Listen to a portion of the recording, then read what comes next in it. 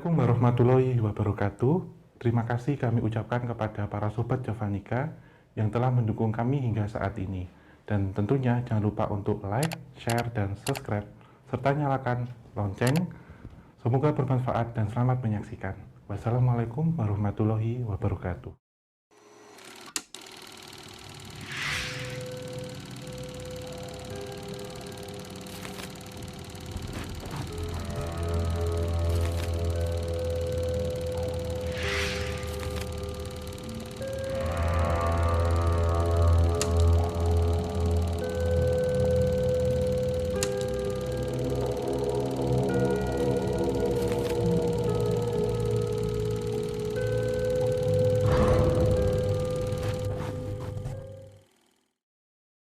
Halo Sobat Javanika, dimanapun kalian berada. Assalamualaikum warahmatullahi wabarakatuh. Salam rahayu, rahayu, rahayu. Kembali lagi kita tentunya di konten obrolan santai ya Om ya. Ini kayaknya kita masih melanjutkan dari obrolan kemarin sih, Iya. karena kita lihat-lihat di kolom komentar itu banyak yang masih mempertanyakan mitos-mitos yang dari sekitar kita. Tapi mungkin untuk episode kali ini mungkin agak lebih spesifik sih, karena Iya. ini nyerempetnya kalau aku lihat dari briefnya ke mimpi-mimpi. Iya, tafsir mimpi. Ini memang ini banyak. lebih ke tafsir mimpi sih Om, ini kayaknya nih ya. Kurang lebih ya. Dan tafsir mimpi ini memang yang keseharian sering kita alami. Dan ini juga menjadi banyak pertanyaan baik ke DM Wisata Tanah Jawa atau ke DM personal. Iya sih. Iya, itu loh Mas, maksudnya bukan apa. Terus di kolom komentar juga saya membantu untuk mencari nih yang akan kita bahas apa ya. Karena ini satu pertanyaan tapi mewakili banyak jawaban Ya. gitu. Jadi universal dan umum sifatnya. Karena mungkin kalau tentang mimpi itu sebenarnya udah banyak banget yang mau ditanyakan Iya. dari Iya. awal-awal dulu, tapi nggak apa-apa kita bahas lagi aja Iya. tentang mitos-mitos ini. Mungkin yang pertama ini adalah mitos atau mungkin mimpi yang mungkin dialami oleh banyak orang. Kayak gitu. Yang pertama adalah adanya mitos tentang mimpi digigit ular itu Iya. tandanya orang akan menikah. Itu sekiranya benar apa salah? Ya, ini kita bicara tentang tafsir mimpi ya. Tetapi seperti yang sudah kita sampaikan di awal, ini umum. Sebenarnya mimpi digigit ular itu banyak terjemahannya, Mas. Banyak tafsirnya. Kita harus mengikuti dulu, tahu dulu posisinya di mana digigitnya. Iya. Karena warnanya juga pengaruh, posisinya kaki kiri atau kaki kanan itu juga berbeda. Tetapi kalau yang dimaksud di sini mimpi digigit ular kemudian akan menikah ya, itu ya 85% mendekati benar. 85%. Karena ini kita berkaitan sekali lagi dengan statistika dan probabilitas. Jadi ada perhitungannya memang. Tapi kenapa bisa? Sebenarnya digigit ular itu adalah sesuatu yang mungkin mengerikan. Iya, Tapi kok benar. kenapa malah justru berbanding terbalik dengan artinya kayak gitu? Iya, jadi kalau terjemahan dari tafsir mimpi itu sebenarnya memang terbalik, Mas, semuanya. Jadi mimpi buruk terkadang ini akan membawa kebaikan. Tapi tergantung ini ya tafsirannya seperti apa. Karena mimpi pada dasarnya memang masuk ke alam bawah sadar. Apa yang sering dilihat, apa yang sering didengar, apa yang diinginkan, itu terkadang terbawa ke alam mimpi gitu. Tetapi memang ular di sini itu kalau menggigitnya, ini contoh ya, misal di kaki kanan itu bisa dikatakan akan ketemu jodoh atau akan menikah. Tetapi kalau di kaki kiri justru kebalikannya, bisa jadi ada teman dekat atau keluarga dekat yang akan menyelakai kita. Itu, Mas. Oh ya, sesuai dengan makna ular yang gigit. Iya, iya. Iya, karena ular warnanya aja udah beda loh Mas Genta, Iya. itu. Tapi memang kalau mimpi ini memang kebanyakan rata-rata ya Mas. Atau akan mau dilamar juga bisa gitu. Itu jenis ularnya juga pengaruh, Om? Pengaruh. Ada misal ular hitam biasanya itu membawa negatif, tapi kalau dia ada motif-motif tertentu, kembang-kembang seperti sanca kembang atau apalah itu yang membawa berkah positif. Jadi mungkin teman-teman semuanya mungkin pernah merasa mimpi digigit ular, karena ingat-ingat lagi ularnya itu ular apa? Iya. Ular kobra, ular kato. Nah, ular kato ya bener loh nih. Tanda akan menikah. Terus ini juga Mas hari-harinya. Misal hari Kamis Kliwon itu beda sama Sabtu Wage gitu juga ada beda-beda Oh, juga. juga harinya juga pengaruh juga. Iya, soalnya saya dulu pernah Mas tanya ke yang lebih ahli dari saya tentang tafsir mimpi. Saya digigit ular tapi di kaki kiri waktu itu. terus tanya teman saya itu katanya salah, ini bukan kamu ketemu jodoh, tetapi ada teman dekat kamu yang dalam waktu dekat ini akan nyelakai gitu. Tapi sudah berpuluh-puluh udah berapa tahun yang lalu lah gitu. Ternyata benar memang iya. Udah 4-5 tahun yang lalu lah, udah lama itu. Benar ternyata.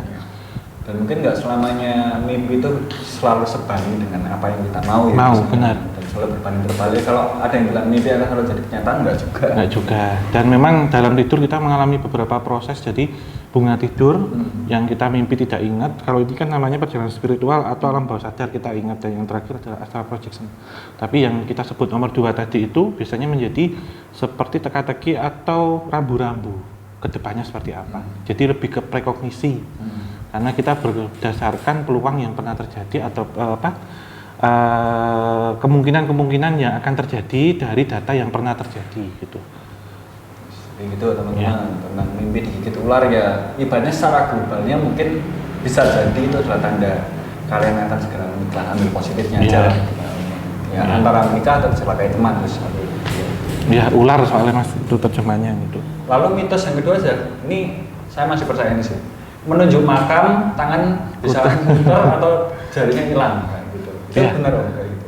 Itu kalau boleh dikatakan tidak mas, menunjuk makam. Cuman di sini adalah berkaitan dengan etika sopan dan santun. Namanya kita sebenarnya menunjuk seperti ini itu kan harus lihat-lihat juga. Yang baiknya kan seperti ini pakai jempol ya. Tetapi kalau makam di sini kan tempat orang disarikan, pendahulu-pendahulu kita. Ada baiknya kita tidak menunjuk langsung atau hanya sekedar iseng, tapi misal orang tanya makam desainnya sebelah sana, mending di sebelah sana. Tapi kalau kuburan itu suruh gigit katanya gitu. Kalau kayak gitu, misal mereka nggak kelihatan tuh merasa tersinggung nggak sih? Sebenarnya sih tidak ya, kecuali kalau di sini seperti maaf ya, ke situ meludah, buang air kecil sembarangan. Beliau yang disarikannya ya sudah meninggal ya mas ya, sudah naik ke atas. Cuman korin ataupun jin yang kemudian dipercaya menjaga di situ. Jadi seperti ngasih pepeling atau warning. Kalau ke sini jaga etika gini-gini karena ini kan tempat orang istirahat tuh mas, dipersarikan apalagi sudah leluhur kita, sudah sesepuh kita, apalagi ada orang tua atau apa kita gitu. Ya. Gitu teman-teman, mungkin dari kalian mungkin pernah ngalamin mitos ini. Aku sendiri masih sampai sekarang masih kayak nunjukin terus biasanya digigit atau biar nggak putar atau hilang gitu. Tapi ternyata mitos belaka. Tapi mungkin ada benarnya juga ya. Kita kan nggak tahu kadar kengerian dari sebuah tempat makam yang tersinggung siapa kan kita nggak pernah tahu. Jadi mungkin ada baiknya ya seperti kata Om tadi menunjuk pakai jari. Iya, itu pun kalau kita ditanya misal petunjuk makam di mana, tapi kalau iseng atau cuma sekedar ingin nunjuk ya ada baiknya kan kita menghormati. Sehingga diciptakan mitos seperti itu biar anak kecil takut gitu. Benar. Ini mitos yang ketiga tentang cinta-cinta dan pernikahan lagi yang pasti kalian suka. Mengambil bunga melati yang dipakai oleh seorang pengantin menimbulkan sebuah mitos akan bisa segera menikah. Itu benar atau salah? Ini kita ngambilnya harus lawan jenis mas. Saya dulu pernah ngambil punya teman saya malah dimarahi. Mitos ini mitos. Tidak seperti itu karena saya sempat dulu mencoba 2 kali tidak seperti itu. Dan kenapa kita ngambil itu sebenarnya kan ini arahnya itu lebih ke berkah mas Soporoti nanti setelah dari sini kok ketemu jodoh sebenarnya itu, tapi ya enggak juga, itu juga mitos menurut saya. Tapi biasanya kalau apa namanya bunga melati atau kayak bunga kantil kan secara spiritual kan dia memang punya power yang cukup tinggi ya. Kenapa sih kok bisa kayak gitu? Bisa mendapatkan tempat yang mungkin agak sedikit spesial di dunia spiritual tuh. Iya. Sebenarnya gini mas, kalau kita melihat ke bunga kantil itu kan ben kemantil ya, atau biar semakin dekat, semakin erat. Bunga ini memang sejatinya kan bisa membangkitkan suatu aura orang yang dia dari gelombangnya itu mungkin lebih padat ataupun lebih berat, itu menjadi kena wewangian ya, aroma seperti aromaterapi menenangkan sebenarnya. Jadi saat kita membakar dupa, membakar wewangian ataupun menaruh bunga-bunga itu sebenarnya tujuannya kita lihat dulu di sini tidak semuanya berkaitan dengan memberikan makan kepada makhluk astral, tidak juga, tetapi lebih ke aromaterapi. Saat orang menyium itu kemudian rileks, maka gelombangnya itu kan turun nanti menjadi lebih tenang, nyantai, sehingga ini akan membuka aura, gitu, lebih menenangkan dan menjadi sugesti. ketika tadi yang disampaikan mengambil bunga kantil itu ya terus nanti kok kepikiran wah aku mau serius lah sama dia, aku mau mengutarakan ini ya kalau memang hoki, memang jodoh ya alhamdulillah gitu. Tapi kalau emang nggak tahu malu ya. Iya. Iya. Terus kepedean loh Bang. Tapi memang kalau kita lihat bunga-bunga yang beraroma kuat ya Mas, seperti yang sudah disebutkan itu memang kalau tujuannya, kita tujuan di awal memberikannya ini kepada makhluk astral dengan tujuan tertentu, mereka pasti akan datang memang. Karena sejatinya makhluk astral kan memakan sesuatu itu kan lewat aroma. Nggak hanya bunga, nggak hanya menyan, nggak hanya dupa, juga darah, kadang aroma maaf ya bangkai juga gitu Mas, sama aja sebenarnya. Memang bunga, wangi-wangian bunga ini memang beda ya. Sedap malam barang itu kan. Sedap malam, waktu itu di kantor lama. Wah ada Gojek malam-malam ngirimin sedap malam, apa ngawur teman. Saya ingat-ingat. Aromanya tapi langsung emang ngedeni kok. Iya benar Mas. Ada something itu. Tak bawa pulang terus tak simpen tak buang itu. Oh, daripada di tujuannya sudah lain. Yeah. Ya, teman-teman, ini kita lanjut ke mitos ini. Aku baru denger ini sih. Yeah. Lahir kalung khusus pantas memakai apa saja. Ini lahir kalung khusus itu maksudnya gimana? Ini Mas, tali pusar itu mengikat di leher. Oh, waktu dikeluarin itu? Iya. Muter-muter di leher itu. Itu katanya ini orang yang seperti itu kalau memakai apa-apa itu pantas. Pantas itu secara sandangan, secara pakaian itu. Jadi mau pakai baju apapun itu katanya cocok gitu katanya. Nah ini yang saya alami sebenarnya. Saya dulu pas lahir itu tiga lapis Mas. Ya. Terus itu sampai dipotong gunting itu karena ngikat sampai muka saya itu biru pas lahir. Tapi itu benar. Benar. Ini menjadi kepercayaan ya. Dalam artian auranya itu memang berbeda gitu. Jadi saat mengenakan baju-baju tertentu, misal pakai baju ini, pakai ini itu sandangannya kok ya pas gitu, pantas gitu. Sebuah clue ya ini untuk calon orang tua yang belum melahirkan, ibunya lagi kanker melahirkan ini terus bapaknya terus bentar belum ngalung. Biar anak saya bisa jadi selebgram. Katanya gitu Mas, pakai apa-apa. Itu ini saya cuma ya Mas, cuma cerita nih katanya ibu saya dulu kalau khusus gitu. Pakai apa-apa itu pantas katanya. Ya itu orang-orang dulu kan dikait-kait gitu Mas biasanya gitu. Tapi ya memang ada benarnya kalau itu memang ya karena sudah banyak kasus seperti itu yang benar gitu. Oke, ini mitos terakhir sekarang ini tentang nikah lagi dan ini kayaknya sudah sedikit familiar kalau katanya ada anak cewek dia kalau masak itu kasinan katanya belum nikah. Itu benar apa enggak? Kasinanmu perkara takaran. Iya. Kok bisa sampai nyambung ke nikah tuh gimana Om ini? Ya, ini kalau ini masih 50-50 sih Mas ya. Cuman dijelaskan secara logika juga susah ya.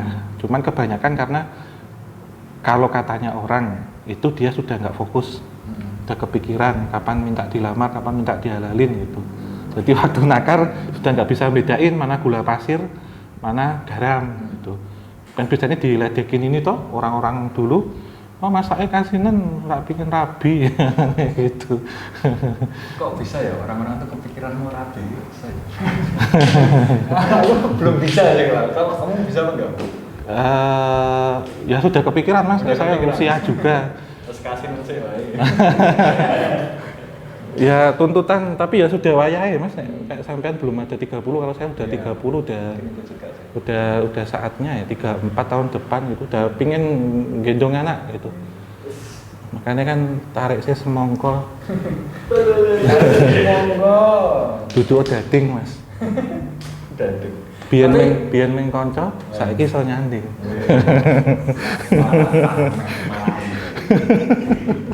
Tapi ya ini kita membahas tentang garam ya. Kan selain ya mungkin tentang mitos ini ya. Kalau aku di luar dari itu ya.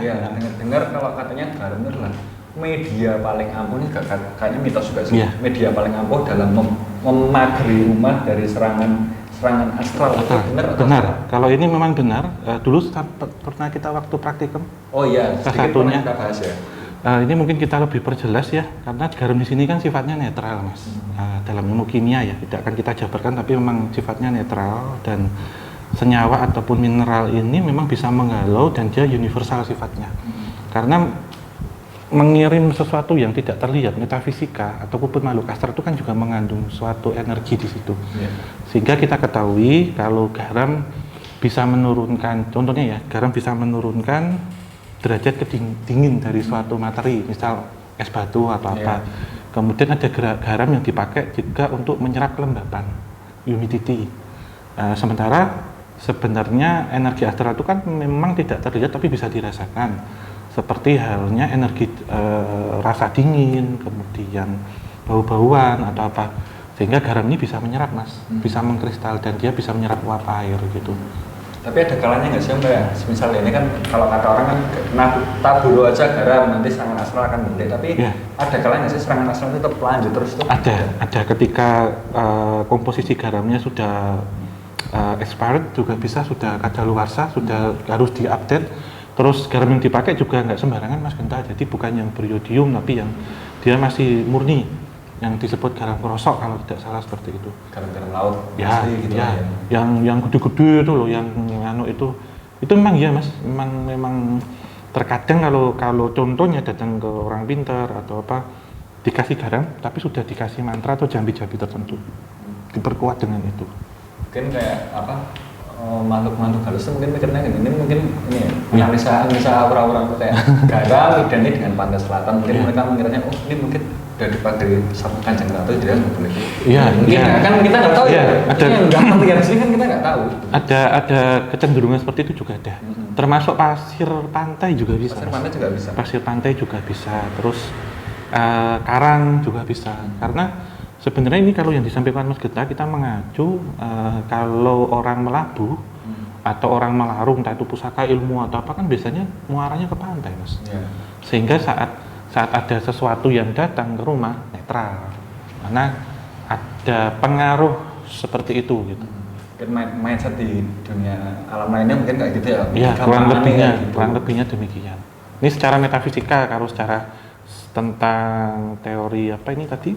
Material dan bahan, kimia bahan, material dan bahan itu memang garam bisa untuk menyerap kelembapan contohnya. Karena makhluk astral kan bisa timbul ektoplasma atau bisa timbul ors itu kan karena mereka membakar uap air tuh, Mas. Ada membawa uap air juga. Jadi kita teman-teman sedikit yang top komen yang udah kita rangkum tentang mitos-mitos mungkin ada di sekitar kita.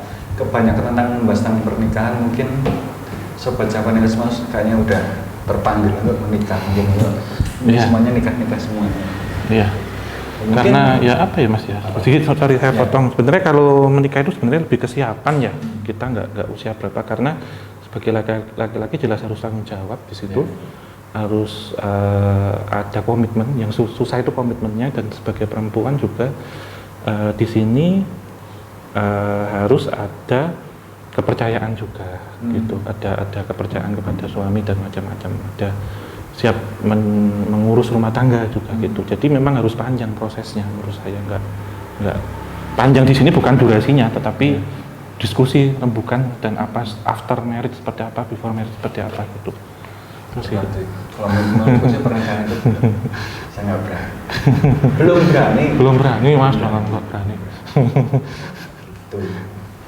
Ya Mas, mungkin untuk pembahasan mitos dan tahayul mungkin akan sambil sini aja kita udah bisa pastikan tidak akan ada pembahasan tentang mitos dan tahayul lagi untuk minggu kedepannya, tapi kita akan mencoba untuk ganti tema. Mungkin kalau dari kalian ada sedikit masukan apa tulis di kolom komentar tentang fenomena mungkin agak mengganjal atau mungkin sedang hype belakangan ini apa, penasaran kalian tentang apa, silahkan tulis kolom komentar. Dan monggo akhir kata mau. Iya, terima kasih untuk teman-teman semua, Sobat Javanika dan semuanya yang sudah menonton kami dari selesai sampai akhir, meluangkan waktunya. Terima kasih untuk yang sudah memberikan komentar positif, kritik dan saran. Pasti kita dengarkan walaupun tidak kita bahasi, tapi semua kita catat seperti ini buktinya.